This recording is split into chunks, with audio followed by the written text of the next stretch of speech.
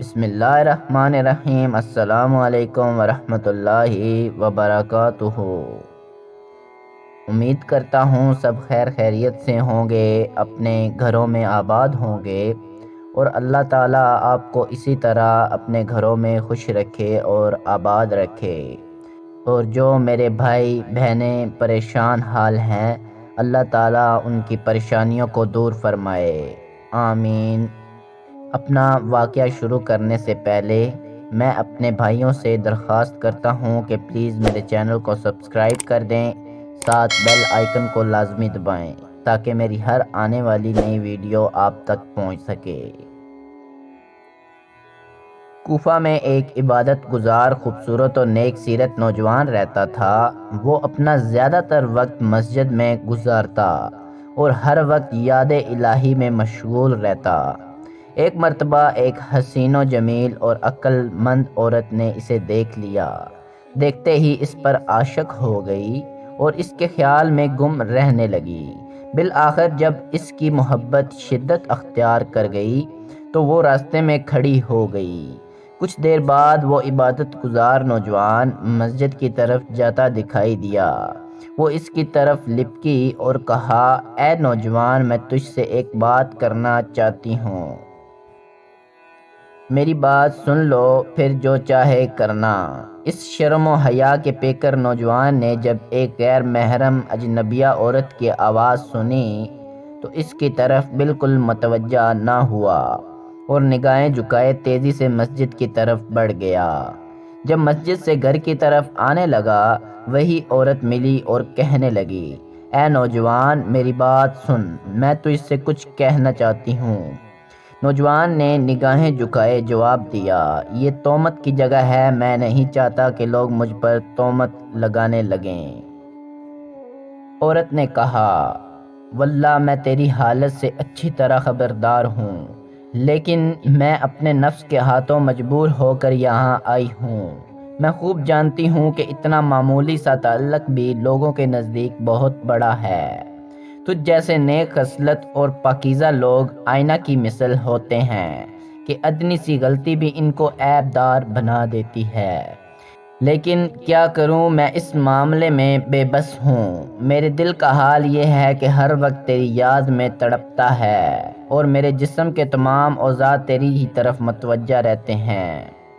نوجوان اس کی یہ گفتگو سن کر کچھ کہے بغیر اپنے گھر کی جانب چلا گیا۔ گھر جا کر اس نے نماز پڑھنا چاہی، لیکن اسے خشوع و خضوع حاصل نہ ہو سکا۔ بالآخر اس نے ایک خط لکھا اور باہر آیا تو دیکھا کہ وہ عورت اس جگہ کھڑی ہے۔ نوجوان نے جلدی سے خط اس کی طرف پھینکا اور واپس چلا گیا۔ عورت نے خط اٹھایا اور بےتاب ہو کر پڑھنے لگی تو اس میں لکھا تھا، اے عورت، یہ بات اچھی طرح ذہن نشین کر لے کہ بندہ جب اللہ تعالیٰ کی نافرمانی کرتا ہے تو وہ اس سے درگزر فرماتا ہے، جب دوبارہ گناہ کرتا ہے تو اس کی پردہ پوشی فرماتا ہے، لیکن جب بندہ اتنا نافرمان ہو جاتا ہے کہ گناہوں کو اپنا اوڑھنا بچھونا بنا لیتا ہے تو اللہ تعالیٰ اس سے سخت ناراض ہوتا ہے۔ اور اللہ کی ناراضگی کو زمین و آسمان، پہاڑ، جانور، شجر و حجر، کوئی بھی چیز برداشت نہیں کر سکتی۔ پھر کسی میں ہمت ہے کہ وہ اس کی نافرمانی کا سامنا کرے؟ اے عورت، اگر تو اپنے بیان میں جھوٹی ہے تو میں تجھے وہ دن یاد دلاتا ہوں کہ جس دن آسمان پگھل جائے گا، پہاڑ روئی کی طرح ہو جائیں گے اور تمام مخلوق جبار و قہار کے سامنے گھٹنے ٹیک دے گی۔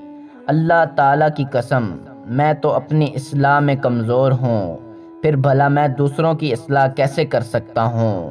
اور اگر تو اپنی باتوں میں سچی ہے اور واقعہ تیری کیفیت وہی ہے جو تو نے بیان کی، تو میں تجھے ایک ایسے طبیب کا پتہ بتاتا ہوں جو ان دلوں کا بہترین علاج جانتا ہے، جو مرض عشق کی وجہ سے زخمی ہو گئے ہوں اور ان زخموں کا علاج کرنا بھی خوب جانتا ہے، جو رنج و عالم کی بیماری میں مبتلا کر دیتے ہیں۔ جان لے وہ طبیب حقیقی اللہ ہے، تو سچی طلب کے ساتھ اس کی بارگاہ میں حاضر ہو جا۔ بے شک میں اللہ عز و جل کے اس فرمان عالی شان کی وجہ سے تجھ سے تعلق نہیں رکھ سکتا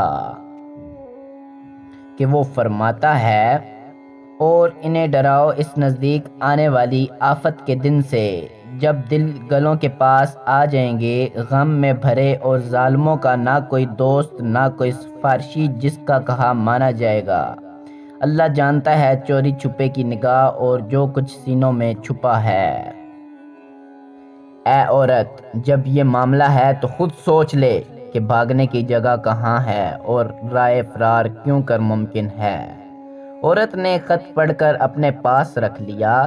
کچھ دنوں بعد پھر اس راستے پر کھڑی ہو گئی۔ جب نوجوان کی نظریں اس پر پڑیں تو وہ واپس اپنے گھر کی طرف جانے لگا۔ عورت نے پکار کر کہا، اے نوجوان، واپس نہ جا۔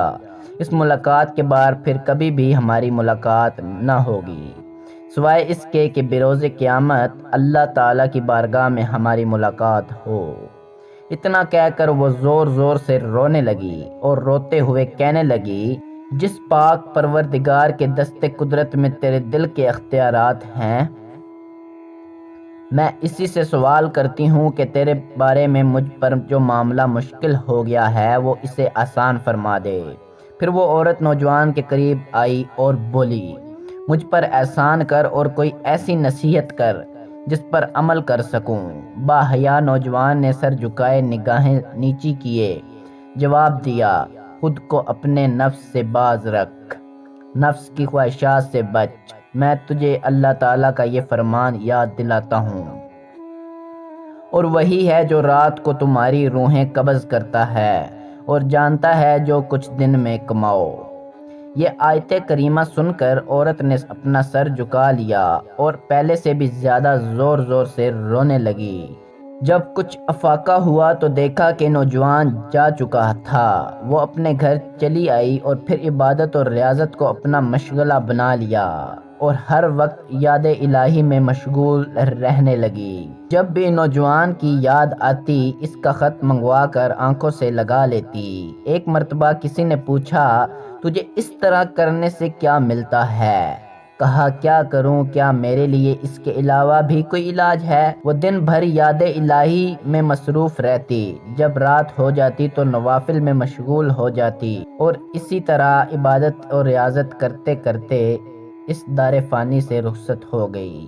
یہ بھی منقول ہے کہ وہ عورت ایک خطرناک بیماری میں مبتلا ہو گئی جس کی وجہ سے اس کے جسم سے متاثرہ حصہ کاٹ دیا جاتا، ورنہ وہ بیماری پورے جسم میں پھیل جاتی۔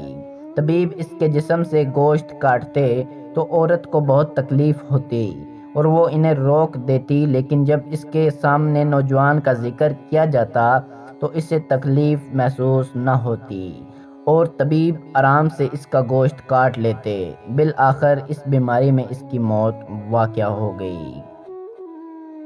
بندہ چاہے جتنا بھی نفس پرست ہو لیکن ایک نہ ایک دن اپنے نفس پہ قابو پا ہی لیتا ہے، اللہ تعالیٰ کے کرم اور فضل سے۔ اللہ تعالیٰ ہمیں سمجھ اور عقل کرنے کی توفیق عطا فرمائے۔ اگر آپ کو ویڈیو اچھی لگی ہے تو لائک کر دیں۔ اللہ کے حوالے، جزاک اللہ۔